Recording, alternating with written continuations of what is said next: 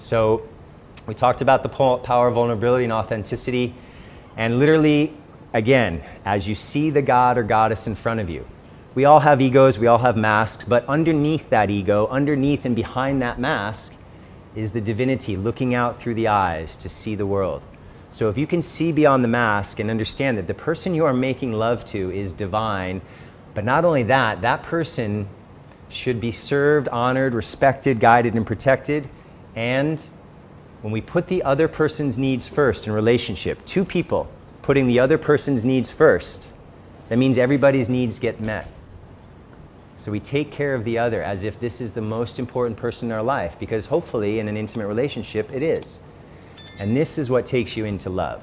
It's not about the sex, but the sex is an expression. It's a manifestation that we use the physical body to express this desire for union. So when we actually get to the point where we want to make love, you can have as many quickies as you like. You can do it wherever you want.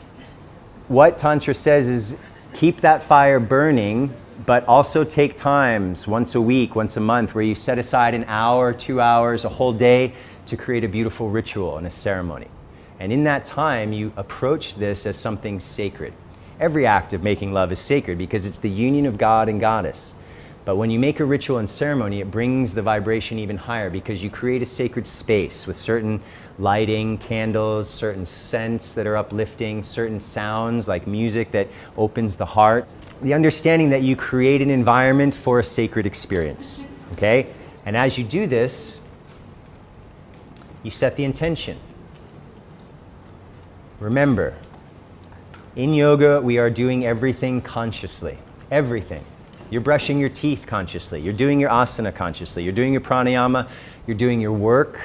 You're doing your relationship consciously. So you set your intention as you go into this experience, and I and my partners, we pray together. We invite the divine into the bedroom because guess what? She's already there.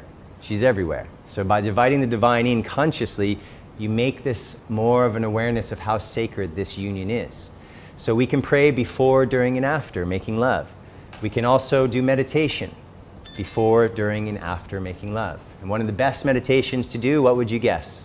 Eye gazing. Imagine starting to make love where the first thing you do is look into the soul of your partner. Will that change the experience than if you just want to get an orgasm and go to sleep?